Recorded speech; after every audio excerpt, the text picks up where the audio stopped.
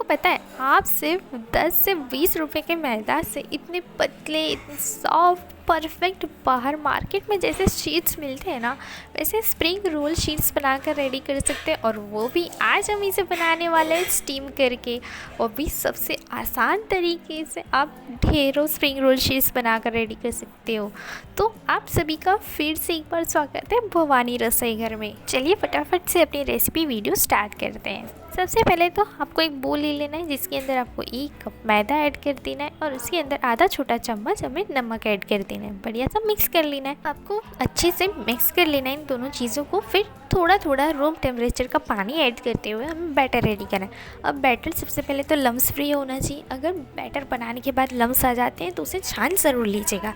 फिर दूसरी बात कि हमारा बैटर स्मूथ होना चाहिए और पानी आपको एकदम से बिल्कुल भी ऐड नहीं करना है। थोड़ा थोड़ा पानी ऐड करते हुए एक थिन सा बैटर रेडी करना है। तो आपका जो बैटर है वो परफेक्ट कंसिस्टेंसी का है या नहीं, वो आपको कैसे चेक करना है। एक स्पून ले लीजिए और इसको बैटर में डिप करके तुरंत निकालिए। ऐसी थिन सी कोटिंग होनी चाहिए। और दूसरा तरीका वो है कि आपको जो बैटर है उसमें हल्की सी ऐसे उंगलियों से स्लाइड कर देना है। जो साइड्स के बैटर है वो ऐसे बीच में नहीं आ रहे जहाँ से हमने उंगली से बैटर को निकाला था।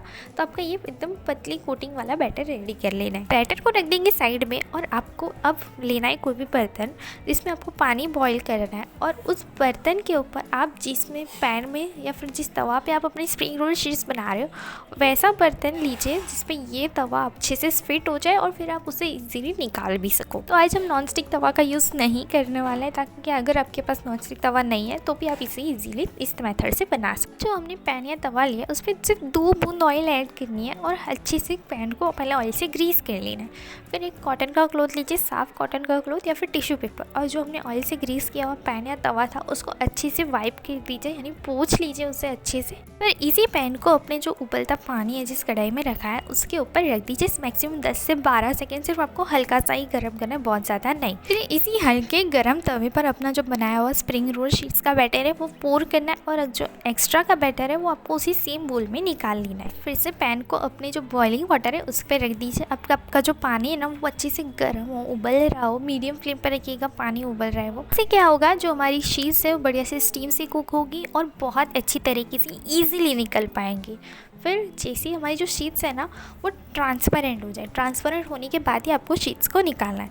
तो शीट्स को कैसे निकालेंगे, जैसे शीट्स ट्रांसपेरेंट हो जाए तब आपको एक साइड की एजेस रिमूव करनी है स्पैचुला या फिर नाइफ से हल्के से, और फिर धीरे धीरे करते हमें शीट्स निकालते जाना है स्पैचुला से। यहाँ पे तवा गर्म था यानी शीट्स गर्म थी, इसलिए हम धीरे धीरे निकाल रहे थे धीरे धीरे, ताकि जो शीट्स है वो भी हमारी फटे नहीं। शीट्स रखने के बाद हमें एक काम तो ज़रूर करना है, बहुत इंपॉर्टेंट है, वो है कि हमें अच्छे से मैदा को स्प्रिंकल कर देना अपनी बनाई हुई शीट्स पर, ताकि जब हम दूसरी शीट्स बनाकर इसके ऊपर रखें तो वो आपस में चिपक ना जाए, बहुत सही बन के निकाल भी सके। बैटर पोर करने के बाद आपको जो एक्स्ट्रा बैटर है वो ज़रूर निकाल लेना है, वरना जो शीट्स है ना वो पतली नहीं बनेगी, हल्की सी मोटी बनेंगी ज़रूर, बट हल्की सी मोटी होंगी, ट्रांसपेरेंट बिल्कुल नहीं होंगी। इसलिए तवे को हमेशा हल्का गर्म ही कीजिए, मैक्सिमम 10 से 12 सेकंड, तुरंत निकालिए। बैटर पोर कीजिए, एक्स्ट्रा बैटर सेम बोल में निकाल लीजिए और अच्छे से फिर अपनी शीट्स को उबलते पानी के जो बर्तन है उस पर रखिए अपने पैन को और अच्छे से कुक होने दीजिए ट्रांसपेरेंट होने तक। जैसे वो ट्रांसपेरेंट हो जाए अपनी जो शीट्स है उनके एक साइड की एजेस को रिमूव कीजिए स्पैचुला या फिर नाइफ की हेल्प से,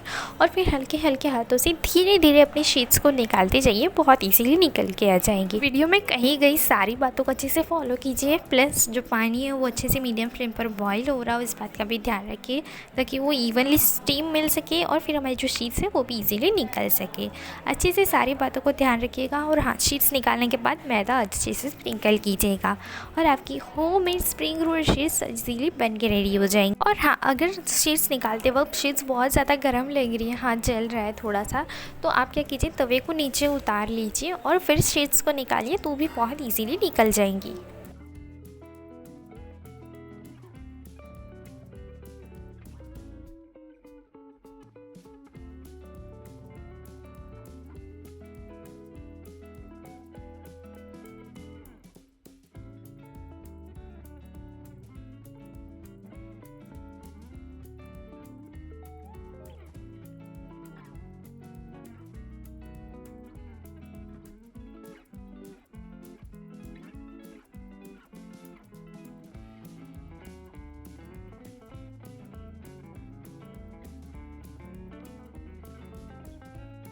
देखा आपने, घर पर स्प्रिंग रोल शीट्स बनाना बहुत आसान है। ये इतनी पतली है कि मेरा हाथ भी शीट्स में से दिख रहा है और बहुत सही बन के रेडी हुआ है। मार्केट से तो अच्छी ही बन के रेडी हुई है।